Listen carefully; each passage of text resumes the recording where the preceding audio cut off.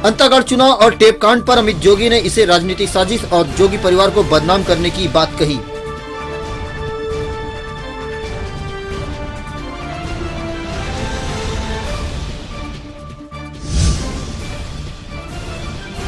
पूर्व केंद्रीय मंत्री डॉक्टर चरणदास महंत ने कोरिया जिले में जीत पर खुशी जाहिर की। लोगों ने बीजेपी को किया जिले से बाहर।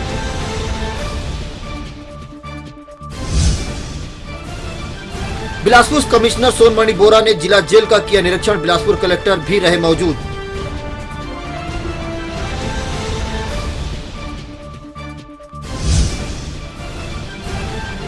और चापा जांजगीर में एचडीएफसी बैंक से 5 लाख रुपए के फिक्स डिपॉजिट खाते से गायब। पुलिस में शिकायत दर्ज।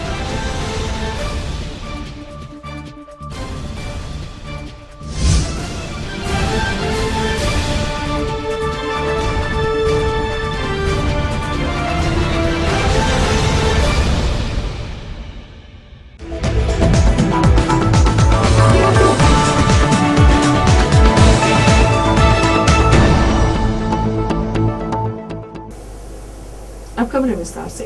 अंतागढ़ चुनाव के संबंध में छपे समाचार और जारी टेप ने प्रदेश की राजनीति में खलबली मचा दी है। एक और जहां प्रदेश कांग्रेस कमेटी ने अजीत जोगी को नोटिस जारी कर जवाब तलब किया, वहीं अमित जोगी ने बिलासपुर के सिविल लाइन थाने में साइबर क्राइम के तहत रिपोर्ट दर्ज कराने के लिए आवेदन दिया है।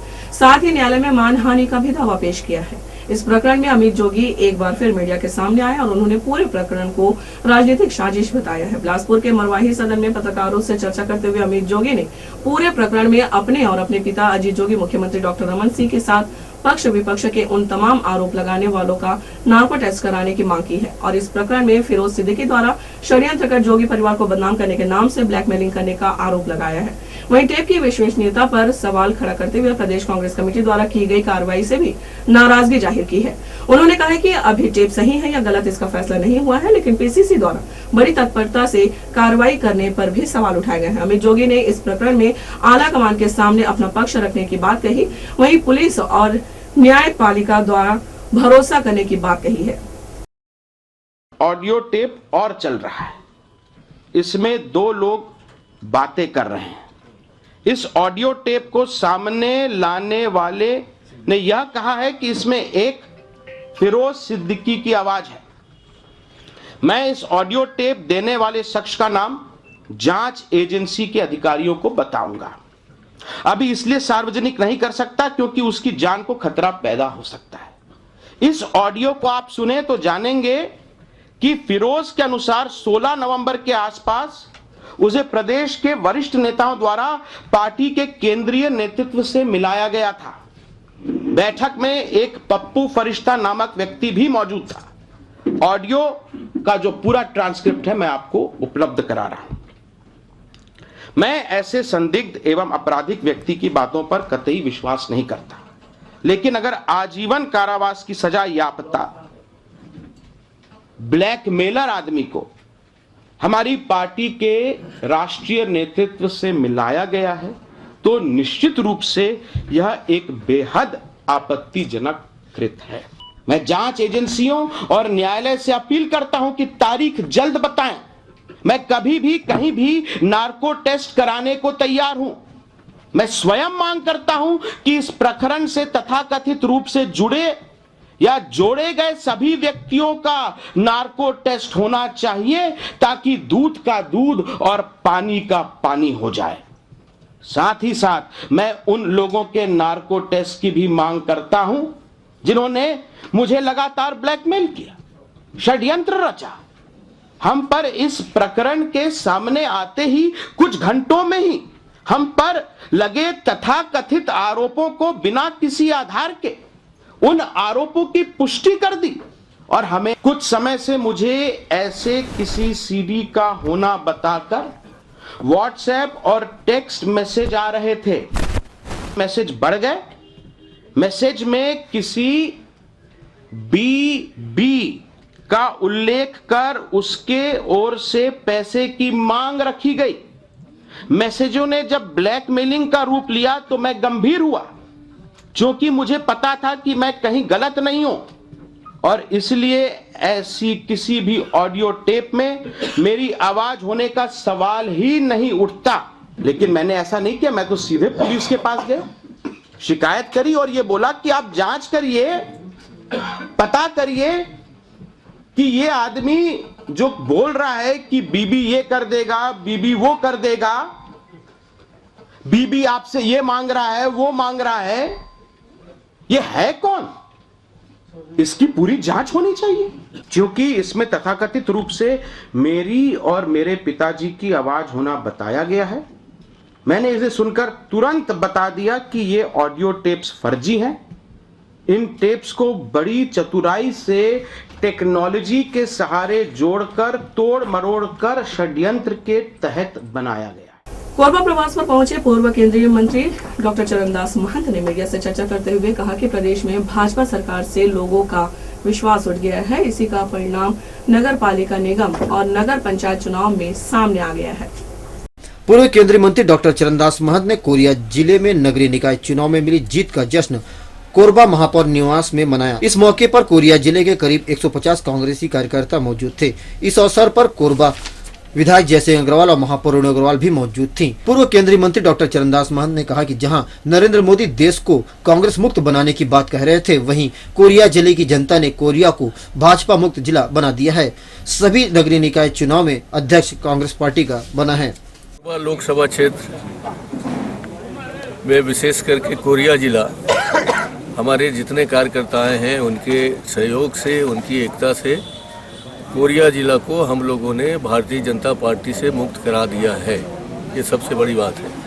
इसके पहले भी जो नगर पालिका के, नगर पंचायत के चुनाव हुए, जनपद के चुनाव हुए, जिला जनपद के चुनाव हुए, सभी में एक भी जगह कहीं भी भारतीय जनता पार्टी का अध्यक्ष नहीं है।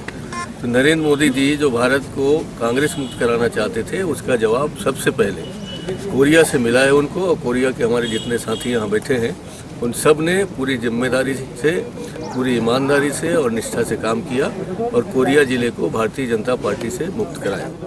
पूर्व केंद्रीय मंत्री डॉक्टर चरणदास महंत ने बताया कि कोरिया जिले के सभी कांग्रेसी पदाधिकारियों को नए वर्ष में मिली जीत की बधाई देने के लिए यहां बुलाया गया। 30 सालों में पहली बार कोरिया जिले में भाजपा को हार मिली है। यहाँ सबसे उल्लेखनीय बात यह है कि जब से चर्चा पंचायत बनी तब भारतीय जनता पार्टी के सरपंच से, नगर पंचायत बनी तो उनके अध्यक्ष बने, नगर पालिका बनी तो उनके अध्यक्ष बने। 30 साल बाद पहली बार कांग्रेस का वहाँ कब्जा हुआ है और अब हमारे नौजवान साथियों ने जो बड़ी मेहनत की है, हमारी कांग्रेस पार्टी के हमारे नेताओं ने बड़ी मेहनत की है, उसका नतीजा है कि कोरिया में चर्चा सबसे उल्लेखनीय जीत दर्ज की है। इसलिए हम आज उनको नए वर्ष पर बधाई देने बुलाए थे, उनको और एकजुट होकर आगे की लड़ाई लड़ने के लिए बुलाए थे और हम सब लोग उनको शुभकामनाएं देते हैं।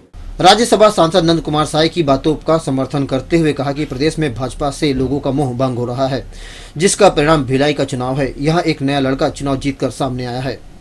नंद कुमार साय जी आए थे, मुझे जानकारी मिली है और वो जिस मानसिकता से इस बात को कह रहे हैं कि भारतीय जनता पार्टी से छत्तीसगढ़ के लोगों का मोह भंग हो गया है, ये अभी नगर पालिका और नगर निगम विशेष करके भिलाई का चुनाव उसका जीता जाता सबूत है कि 45 हज़ार से एक नगर निगम का चुनाव एक नया नौजवान लड़का 27 साल का जीता है।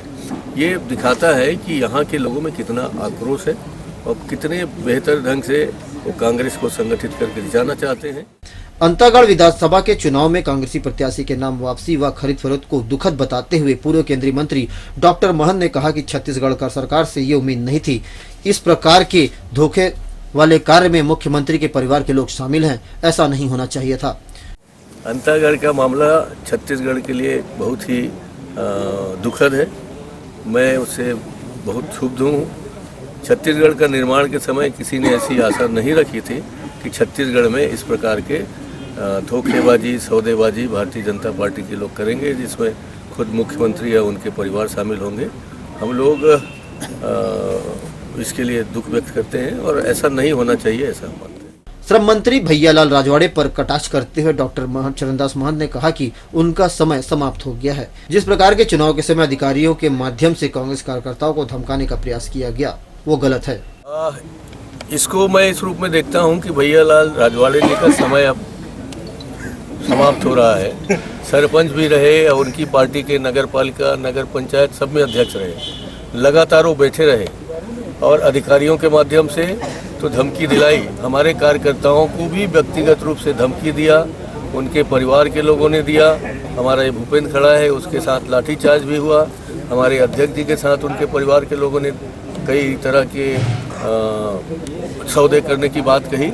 इन सब में वो फेल हो चुके हैं। इसका मतलब ये है कि उनको अब खतरा है।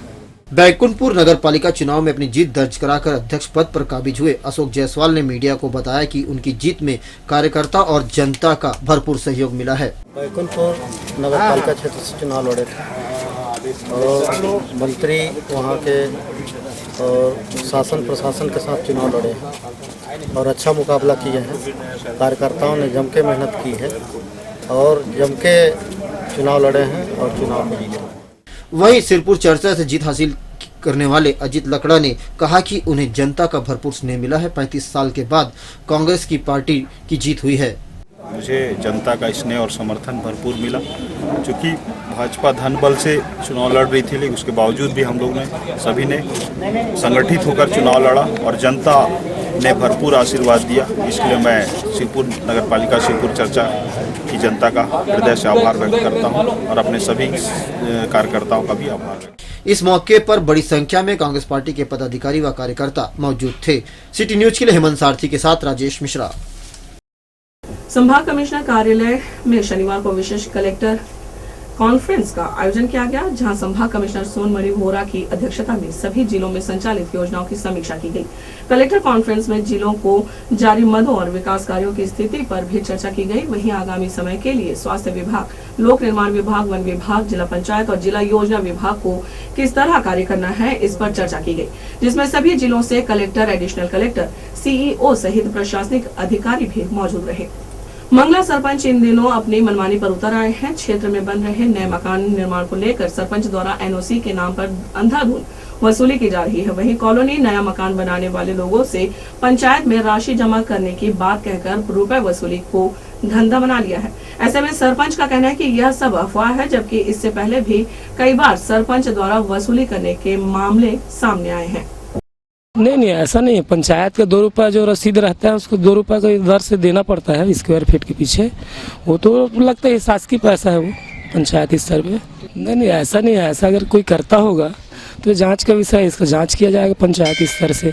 हमारे तरफ से ऐसा होता है। नए साल के अवसर पर बिलासपुर क्लब में मिलन समारोह का आयोजन किया गया, जहां जिले के प्रशासनिक अधिकारियों के साथ क्लब के सदस्य शामिल रहे। इस दौरान स्क्वायर्स कोर्ट का लोकार्पण भी संभाग कमिश्नर के हाथों किया गया। नववर्ष मिलन समारोह में SACR GM मुख्य अतिथि रहे। वहीं संभाग कमिश्नर ने कार्यक्रम की अध्यक्षता की। इस दौरान सभी ने नववर्ष की शुभकामनाएं दी। पिछले वर्ष नववर्ष के समय इसका काफ़ी कायाकल्प हुआ था, जीर्णोद्धार हुआ था, उसका भी लोकार्पण हुआ था। आज और कुछ सुविधा, जिसमें से विशेष रूप से स्क्वायर्स कोर्ट जो है का लोकार्पण आज हुआ है। तो यहाँ के जो मेंबर्स हैं और मेंबर्स के जो अतिथि है उनके लिए ये खेल भी जो है यहाँ उपलब्ध हो गया है। और आने वाले समय में ये कोशिश होगी कि जो हमारे पास जिन खेलों का सुविधा है ऑलरेडी, उसमें और दुरुस्त किया जाए और नए सुविधा यहाँ बढ़ाया जाए। बिलासपुर क्लब के जो कि एक्स ऑफिसियो में सचिव हूँ, तो नव वर्ष मिलन समारोह गत वर्ष की भांति इस वर्ष भी आयोजन किया गया है। इस दौरान माननीय कमिश्नर महोदय जो संरक्षक के रूप में है और कलेक्टर महोदय, IG सर, SP सर के द्वारा स्क्वैश कोर्ट का जो है वो उद्घाटन किया गया। सिटी न्यूज में फिलहाल वक्त चले छोटे से ब्रेक का, आगे है भी।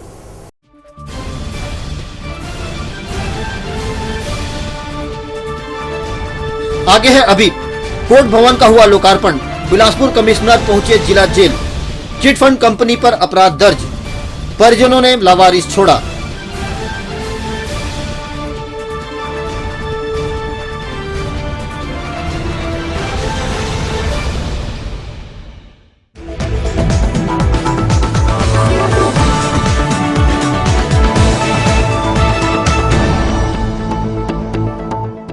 ब्रेक के बाद आपका स्वागत है। शनिवार को नगरीय प्रशासन मंत्री के हाथों जिला न्यायालय स्थित नवीन अधिवक्ता भवन का लोकार्पण किया गया। प्रदेश में सबसे अधिक अधिवक्ताओं की संख्या वाले जिला अधिवक्ता संघ द्वारा इस दौरान स्वागत कार्यक्रम का भी आयोजन किया गया। जिला न्यायालय परिसर में 10 लाख की लागत से बने नवनिर्मित अधिवक्ता भवन का लोकार्पण एवं नवीन सामुदायिक भवन निर्माण का शिलान्यास करते हुए नगरीय प्रशासन मंत्री अमर अग्रवाल ने अपने संबोधन में अधिवक्ताओं को कानून और आम जनता के बीच की महत्वपूर्ण कड़ी कहते हुए सभी को न्याय पाने का अधिकार होने की बात कही, जिसमें अधिवक्ताओं की भूमिका अहम है। आम आदमी को जो उसके अधिकार हैं, क्या कानून है, इसकी जानकारी नहीं होती और कानून और जनता के बीच की जो कड़ी है वो सभी अधिवक्ता हैं। मुझे प्रसन्नता है कि बिलासपुर का जिला भी अधिवक्ता संघ एक बहुत बृहद संघ है। वहीं कार्यक्रम में विशिष्ट अतिथि रहे सांसद लखनलाल साहू ने अधिवक्ताओं को बेहतर मार्गदर्शक बताया। समाज के अंतर्गत जो भी गतिविधि संचालित होती है, जो भी घटनाक्रम घटता है, उन सारे विषयों का निराकरण हमारे अधिवक्ताओं के माध्यम से हमारे न्यायालय के समक्ष रखा जाता है। और भविष्य में जैसी योजना बनेगी, क्योंकि हमारे इस क्षेत्र के मंत्री जी मंच पर विराजमान हैं और हमारे अधिवक्ता साथियों को हमेशा सहयोग किए हैं। जो भी मांग रही है, जो आवश्यकता रही है, उसकी पूर्ति हमेशा होती रही है। निश्चित रूप से आज हम मिलकर के जो योजना बनेगी उस पर काम करेंगे। जिला अधिवक्ता संघ के स्वागत कार्यक्रम में नगरीय प्रशासन मंत्री ने 25 लाख रुपए शेड निर्माण, 10 लाख रुपए भवन विस्तार और 2 लाख रुपए फर्नीचर के साथ 25,000 रुपए खेल सामग्री के लिए घोषणा करते हुए नए साल की शुभकामनाएं दी। माननीय मंत्री जी ने अधिवक्ता कक्ष के लिए 10 लाख रुपए दिया था, वो हमारा भवन तैयार हो गया। नवीन सामुदायिक भवन निर्माण के लिए 10 लाख रुपए की घोषणा की थी, उसका आज भूमि पूजन हुआ और हम लोगों ने आज यहाँ जो मांग किया उनसे, तो 25 लाख रुपए शेड निर्माण के लिए उन्होंने देने की घोषणा की है। और अधिवक्ता संघ नवीन सामुदायिक भवन के विस्तार के लिए सांसद जी ने 10 लाख रुपए देने की घोषणा की है। 2 लाख रुपए फर्नीचर क्रय करने के लिए अधिवक्ता संघ को देने की घोषणा मंत्री जी ने किया है। 25,000 रुपए खेलकूद सामग्री लेने के लिए खरीदने के लिए उन्होंने घोषणा की है। और साथ ही यहाँ जो टॉयलेट है लेडीज जेंट्स, उसके निर्माण के लिए उन्होंने कहा है कि सुलभ कॉम्प्लेक्स यदि माननीय उच्च न्यायालय अनुमति देती है तो मैं यहाँ पर बनवा दूंगा, ताकि अधिवक्ताओं को, पक्षकारों को मेंटेनेंस की प्रॉब्लम ना रहे। सादगी भरे इस कार्यक्रम में जिला एवं सत्र न्यायाधीश के साथ सभी न्यायाधीश भी मौजूद रहे। कैमरामैन राकेश साहू के साथ रमेश राजपूत, सिटी न्यूज बिलासपुर। छत्तीसगढ़िया क्रांति सेना के द्वारा पुरखा के सुरता कार्यक्रम का आयोजन शहर में किया जा रहा है। 3 जनवरी को मुंगेली नाका चौक स्थित ग्रीन गार्डन में सुबह से शाम तक सांस्कृतिक कार्यक्रम, चर्चा और गुरु घासीदास बाबा की जयंती उत्सव मनाई जाएगी, जिसमें प्रदेश भर से क्रांति सेना के सदस्य एवं लोग शामिल होंगे। शुक्रवार को कार्यक्रम की जानकारी देते हुए क्रांति सेना के प्रदेश अध्यक्ष ने इसमें बड़ी संख्या में लोगों को शामिल होने के लिए अपील किया है। नाम से ही स्पष्ट है कि हमारे छत्तीसगढ़ के जिन पुरखा है, जमो पुरखा तेकर मन का सुरता करे खातिर ये कार्यक्रम के आयोजन करे जाते हैं। जेमा सबसे पहली पंक्ति में गुरु बाबा संत शिरोमणि श्रद्धेय घासीदास बाबा जी के जयंती के कार्यक्रम आयोजित हुआ थे। ओकर बताए रद्दा में रेंगे के बाद और छत्तीसगढ़ी जिन हमार संस्कृति है, भाषा है, तीज तिहार है, ये सारा चीज़ ला लेकर के कार्यक्रम के आयोजन है। और वर्तमान में जब छत्तीसगढ़ राज्य बने 15 बछर होए के बाद जन छत्तीसगढ़िया मन के स्थिति बेहतर नहीं है, स्थिति गंभीर है। राजनीतिक रूप से, व्यावसायिक रूप से, सामाजिक रूप से, सांस्कृतिक रूप से, बोली के रूप में, भाषा के रूप में जिन पहचान छत्तीसगढ़िया मन ला नहीं मिल पाए, वो पहचान दिवाए के उद्यम छत्तीसगढ़िया क्रांति सेना कर। संभाग कमिश्नर सोनमणि बोरा ने केंद्रीय जेल का आकस्मिक निरीक्षण करते हुए वहां की व्यवस्थाओं का जायजा लिया। इस दौरान जिला कलेक्टर अंबलगन एसपी भी वहां मौजूद रहे। जेल में सुधार गृह के अलावा प्रशिक्षण केंद्र को भी बेहतर तरीके से क्रियान्वित करने पर उन्होंने जोर दिया, ताकि सजा काट रहे कैदी बाहर आकर स्वरोजगार शुरू कर सके। कमिश्नर श्री वोरा ने इस दौरान जेल में प्रशिक्षण केंद्र, चिकित्सालय, रसोई और झूला घर के अलावा महिला प्रकोष्ठ का भी निरीक्षण किया। वहीं निर्माणाधीन बैरक का भी जायजा लिया। इस दौरान उन्होंने चिकित्सालय में दवाइयां उपलब्ध कराने सहित शेड निर्माण आदि के निर्देश भी संबंधित अधिकारियों को दिए। निरीक्षण के मकसद से हम लोग आए हुए हैं और मेरे साथ कलेक्टर साहब भी आए हैं। बिलासपुर के जो केंद्रीय जेल है, ये हमारे पूरे क्षेत्र में एक आदर्श जेल के रूप में नाम लिया जाता है। इसमें बहुत सारे सुविधाएं हैं, व्यवस्थाएं हैं, जो इसको आदर्श के रूप में तब्दील किया है। और अभी इसमें ये एक सुधार गृह के साथ साथ एक स्किल डेवलपमेंट सेंटर के रूप में उभर के आए हैं कि यहाँ पे जो बंदी है, जो आजीवन कारावास से दंडित है, उनको स्किल डेवलपमेंट से जोड़ा गया है। और वो यहाँ पे बहुत सारे स्किल डेवलपमेंट का काम यहाँ हो रहा है, जिससे उनको भी आय हो रहा है।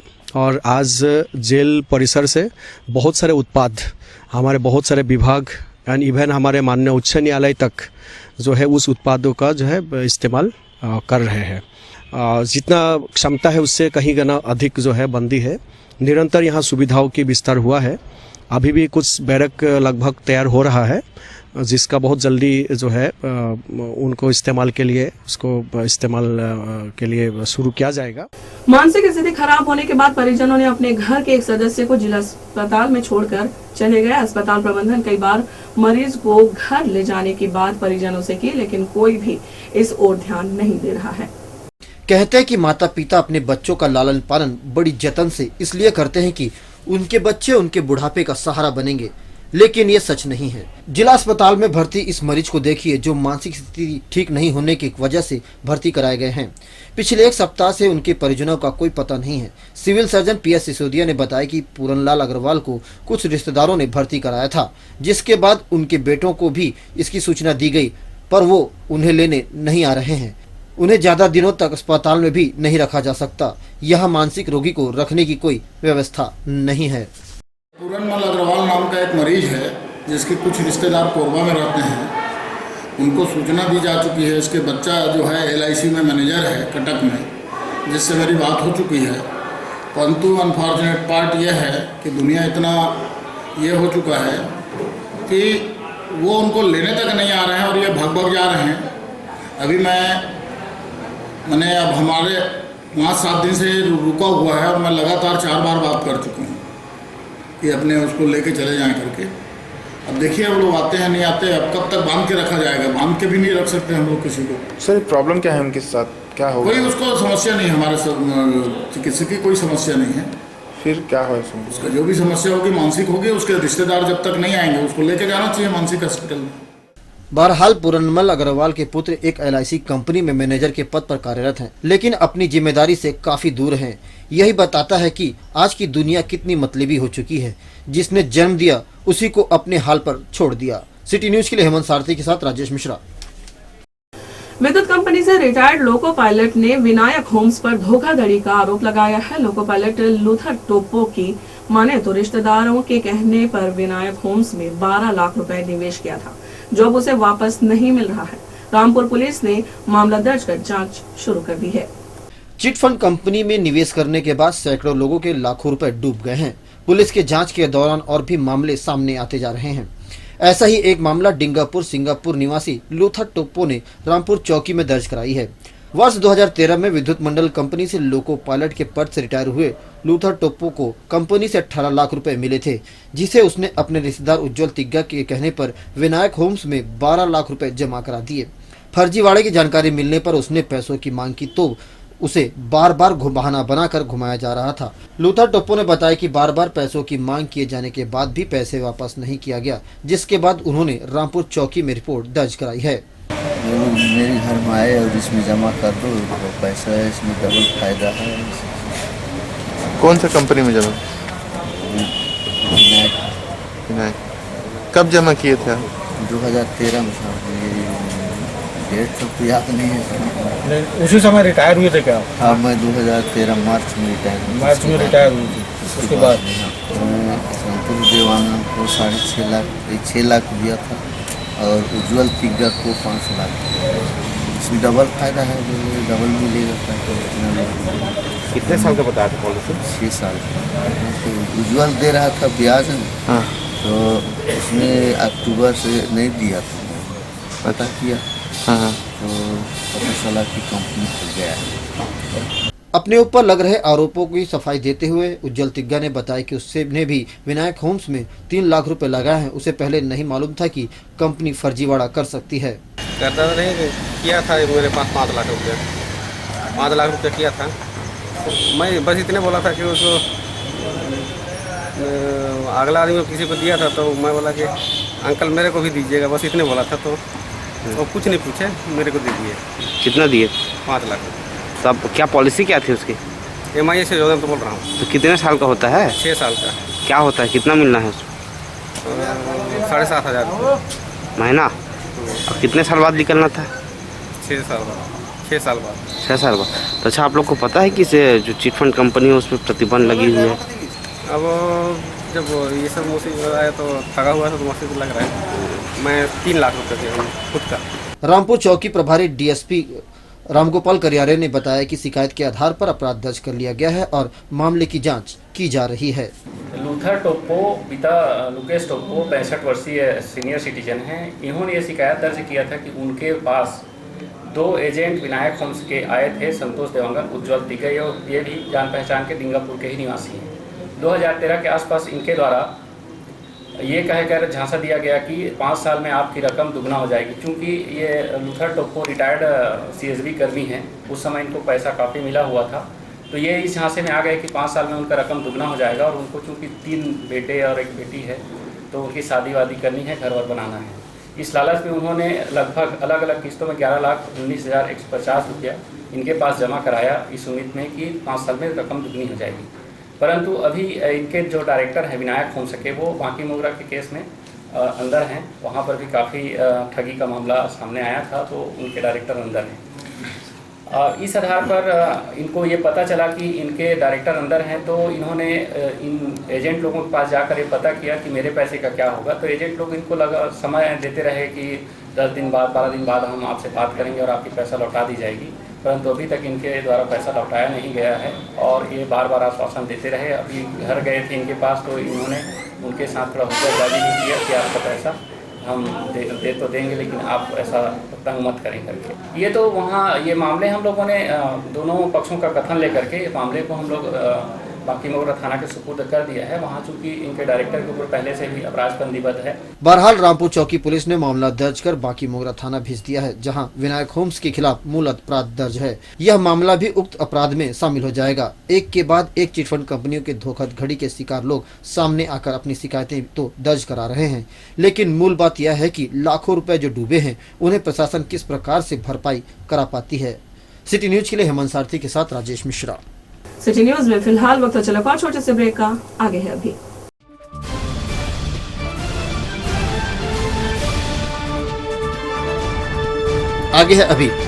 फिक्स डिपॉजिट से रकम गायब, संदिग्ध हालत में मिली किशोरी की लाश। अरिहन नदी में बह रही है राख, बनाए जा रहे हैं आधार कार्ड।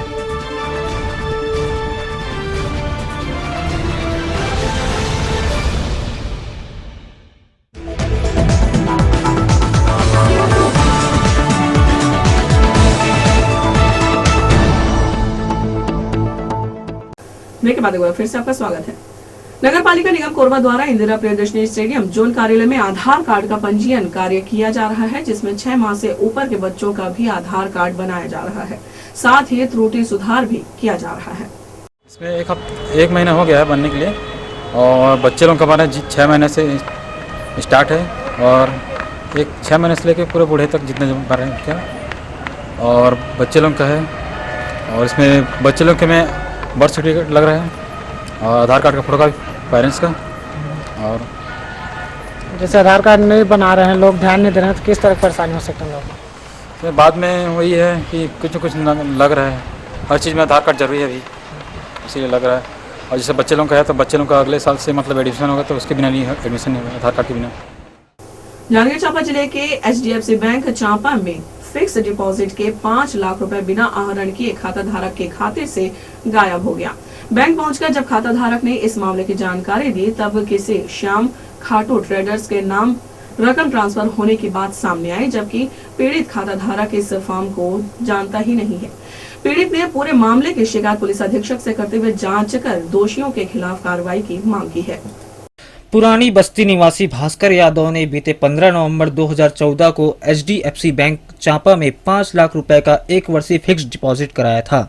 FD की मेच्योरिटी दिसंबर 2015 में थी और बैंक से उसे कुल 5,45,297 रुपए मिलना था।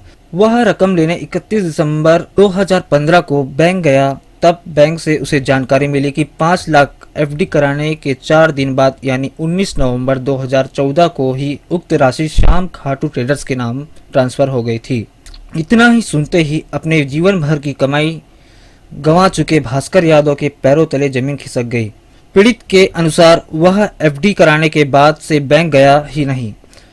वहीं उसका श्याम खाटू ट्रेडर्स या अन्य व्यापारिक संस्था से कोई संबंध नहीं है और न ही उसने फिक्स डिपॉजिट की राशि को बीच में तोड़ा है। पीड़ित के अनुसार यह पूरा मामला धोखेबाजी का है। इस मामले को लेकर पीड़ित ने पुलिस अधीक्षक से न्याय की गुहार लगाई है। वहीं बैंक प्रबंधन मामले की जांच की बात कह रहा है। मैं चांपा बैंक गया था FDS से, जो मेच्योरिटी समय समाप्त होने पर गया पैसा निकालने, तो पता चला कि आपका पैसा 4 दिन पहले ही निकल के चला गया है, जबकि मैं वहाँ निकालने गया ही नहीं था। जमा चलन करने के बाद ही 4 दिन के बाद निकाल के दे दिए थे बैंक वाले, धोखाधड़ी करके। अब मैं चाह रहा हूँ कि किसी तरह से पैसा मेरा वापस मिले। बैंक वाले बोले आप थाना जाइए, हम तो वो स्टाफ वहाँ पे है नहीं, पहले वाले जो लोग थे वो लोग बाहर चले गए। वो 5 लाख की थे, ब्याज वाज सहित सब गोल हो गया, समझ लीजिए। अब वो पैसा किसी तरीके से मिलना चाहिए और न्याय भी होना चाहिए मेरे साथ। इस बारे में हम लोगों ने अपने रायपुर ऑफिस में लीगल डिपार्टमेंट के एम्प्लॉय को हमने सूचित किया है और उन्हें बोला है कि अगर कंप्लेन आती है तो हम लोग फिर इसको अपने इन पर छानबीन करेंगे। लिखित में मिली है तो जैसे कि हमें परसों लिखित में सूचना मिली थी तो उस हिसाब से हम लोगों ने शुरू कर दिया है। वाउचर्स वगैरह चेक किए हैं, जिस पार्टी के अकाउंट में पैसा गया है उसका भी हम लोग कॉन्टैक्ट डिटेल पता करने की कोशिश कर रहे हैं ताकि थोड़ा सा मामले को और जल्दी खत्म किया जाए। HDFC बैंक चांपा की शाखा में 5 लाख रुपए फिक्स डिपॉजिट किए गए थे, 5,47,000 रुपये। उनमें से उस राशि का गलत ढंग से दूसरे के अकाउंट में मनी ट्रांसफ़र का एक शिकायत प्राप्त हुआ है और शिकायत जांच के लिए चांपा थाना भेजा गया है। जांच से क्लियर होगा कि किनकी क्या भूमिका रही है और जांच के लिए भेज दिया गया चांपा थाना। अहिरन नदी में CSEB के राखड़ डैम से राख बहाई जा रही है, जिसे लेकर ग्राम चिरहुट के लोगों ने आपत्ति दर्ज कराई है। ग्रामीणों का कहना है कि नदी में निस्तार के लिए जाने पर परेशानी हो रही है। अहिरन नदी में राखड़ पानी को बहाने से चिरहुट गांव वालों का कहना है गांव में तालाब न होने से उन्हें अहिरन नदी जाना पड़ता है, जहां पूरी तरह से CSEB द्वारा राखड़ पानी बहाया जा रहा है। इन्हें कई प्रकार की बीमारियों का सामना करना पड़ रहा है। राखड़ पानी से परेशान ग्रामीणों का कहना है कि 2 साल से CSEB वालों को शिकायत करने के बाद भी उनकी सुनवाई नहीं हो रही है। यही एक नदी है जिसमें गाय भैंस भी पानी पीते हैं और गांव के लोग नहाते हैं। इस नदी में 5 से 6 गांव का गुजारा भी होता है। डैम के हाथ है पानी है, राखड़ पानी है। कौन डैम के? CSEB। अच्छा, तो ये का राखड़ आते के धन राखड़ पानी आता है? राखड़ पानी आते ना छंदा के। अच्छा, नाले निकाले ना ता उतरा था नदिया में। तो तुमन का नहाए में खाली नदी से माथा? हाँ। और तालाब नहीं का गाँव में? नहीं। तो निस्तारी कहाँ ले होते तुमन के? आप नंदी ले साहब। ले कतक दिन हो गए से पानी लावत राखड़ के? 2 महीना हो गए। 2 साल। बहुत समस्या है साहब, हमार पानी बूंदी ना बहुत तकलीफ है। राखड़ आते 2 साल हो गई, में हम गुजारा करत हन तो अब बातें नहीं ले काथम तक तो राखड़ आत है तो तुमने में पानी में नहा था नदिया में हाँ तो कुछ फर्क पड़ से कर से हाँ पार्थे साहब तो कहत बोला थन का होते खजरी होते बाल हरझारा थे सर्दी बुखार पड़ा थन। बहरहाल पर्यावरण प्रदूषण को इस ओर ध्यान देते हुए नदी में बहाई जा रही राख पानी पर रोक लगानी चाहिए। सिटी न्यूज के लिए बीएन यादव की रिपोर्ट। पार्षद और यातायात डीएसपी के बीच तीखी कहासुनी हो गई। यातायात थाना के सामने वाहन चेकिंग का अभियान चलाया जा रहा था, जिसमें टिकरापारा के संदीप केसरी को रोका गया और उसके खिलाफ चालानी कार्रवाई की गई। संदीप ने इस बात की जानकारी वार्ड पार्षद उमेश चंद्र कुमार को दी। मौके पर पहुंचे उमेश चंद्र कुमार की यातायात डीएसपी से काफी कहासुनी हुई, जिससे नाराज पार्षद ने इसकी शिकायत महापौर से कर अपने पार्षद दल के साथ डीएसपी की शिकायत आईजी से की, जहां आईजी ने समझाइश देते हुए मामला शांत करा और आपसी सामंजस्य बैठाने की बात कही। वहीं मामले में यातायात डीएसपी पर उचित कार्रवाई न होने पर भाजपा पार्षद उमेश चंद्र कुमार ने पार्टी से सदस्यता खत्म कर लेने तक की बात कही है। उसने मेरे ऊपर जो लांछन लगाई है कि मैं गाड़ी छुड़ाने गया था और मैं उसके साथ दुर्व्यवहार किया हूँ, गाली गलौज किया हूँ। मेरा एक ही सबूत है, उनके कमरे में जो कैमरा लगा हुआ है, साहब उसको फुटेज को मंगाए और उसको देखे और उसमें न्याय करे। जो भी यातायात के नियमों है उसको सबको पालन करना है और कोर्ट के निर्देश भी हैं और इसके तहत कार्रवाई की जा रही है और जो यातायात के नियमों के पालन नहीं करेगा उस पर कार्रवाई। ग्राम लिंगियाडीह में इन दिनों विकास के नाम पर लोगों को गुमराह करने का मामला सामने आया है, जहां लोगों को चुनाव से पहले बड़े बड़े वायदों के साथ ग्राम सरपंच के द्वारा विकास को मुद्दा बनाकर जीत तो हासिल कर ली गई, लेकिन चुनाव जीतने के बाद लोगों को अब तक मूलभूत समस्याओं से दो चार होना पड़ रहा है। जगह जगह लगे कचरे के ढेर गड्ढे ये बता रहे हैं कि ग्राम सरपंच किस विकास की बात कह रहे थे। एक और जहां ग्राम विकास में हर साल 3,12,000 रुपए की राशि खर्च की जाती है, लेकिन समस्या जस की तस बनी हुई है। सफाई व्यवस्था को लेकर जैसे कि अब जैसे राजकिशोर नगर एरिया है उसको तो अडॉप्ट किया है किसने, नगर निगम ने, तो वहाँ पर तो हम देख भी नहीं सकते हैं। और हमें जो देखना है जो लिंगियाडीह बस्ती में वहाँ पर सफाई चल रहा है, लेकिन क्योंकि नाली परमानेंट नहीं है, कच्ची नाली है, उसकी वजह से सफाई बहुत अच्छे से नहीं होती भी तो 2 दिन दोबारा फिर गंदी हो जाती। जांजगीर चांपा जिले के चुरतेली गांव के नाले में आज एक युवती की संदिग्ध परिस्थितियों में लाश मिलने से सनसनी फैल गई है। मामला डबरा थाना क्षेत्र का है। परिजनों के अनुसार युवती 1 जनवरी को घर से निकली थी, जो कि रात भर घर नहीं लौटी। इस दौरान परिजनों ने आस पड़ोस और रिश्तेदारों में खोजबीन की, मगर युवती का कहीं पता नहीं लगा। इसको लेकर परिजन थाने में गुमशुदगी की रिपोर्ट दर्ज कराने जाने वाले थे। इसी दौरान नाले में युवती की लाश मिलने की खबर मिलते ही पूरा परिवार मौके पर पहुंचा, जहां पर मृतिका की पहचान कल से लापता गंगा कुर्रे के रूप में की गई। मौके पर पहुंची पुलिस घटनास्थल से मिले सुराग और परिजन से मिली जानकारी के अनुसार मामले की तह तक जाने में जुटी हुई है। फिलहाल यह पूरा मामला संदिग्ध नजर आ रहा है। डबरा और मालखुदा थाना अंतर्गत बीच क्षेत्र में ग्राम चुरतेली के नहर के पास एक लड़की का शव मिला है। लड़की 19 वर्ष की है और लड़की की बॉडी को नहर से निकाल के पंचनामा किया जा रहा है। उनके परिजन भी आ गए हैं और पंचनामा के पश्चात पोस्टमार्टम की कार्रवाई कराई जाएगी और उसके पश्चात अग्रिम कार्रवाई की जाएगी। पोस्टमार्टम के पश्चात ही क्लियर हो पाएगा। एफएसएल के भी साइंटिस्ट पहुँचने वाले मौके में। खबरों का सिलसिला आगे बढ़े इससे पहले लेंगे एक छोटा सा ब्रेक। ब्रेक में जाने से पहले एक नजर फिर डाल लेते हैं आज की सुर्खियों पर।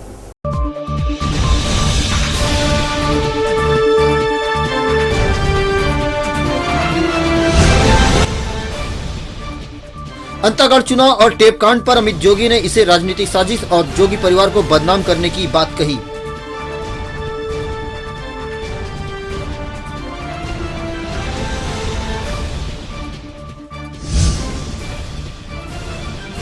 पूर्व केंद्रीय मंत्री डॉक्टर चरणदास महंत ने कोरिया जिले में जीत पर खुशी जाहिर की। लोगों ने बीजेपी को किया जिले से बाहर।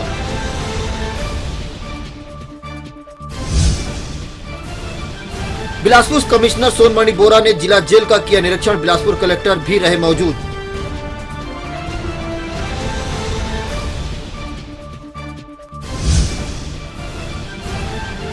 और चांपा जांजगीर में एचडीएफसी बैंक से 5 लाख रुपए के फिक्स डिपॉजिट खाते से गायब। पुलिस में शिकायत दर्ज।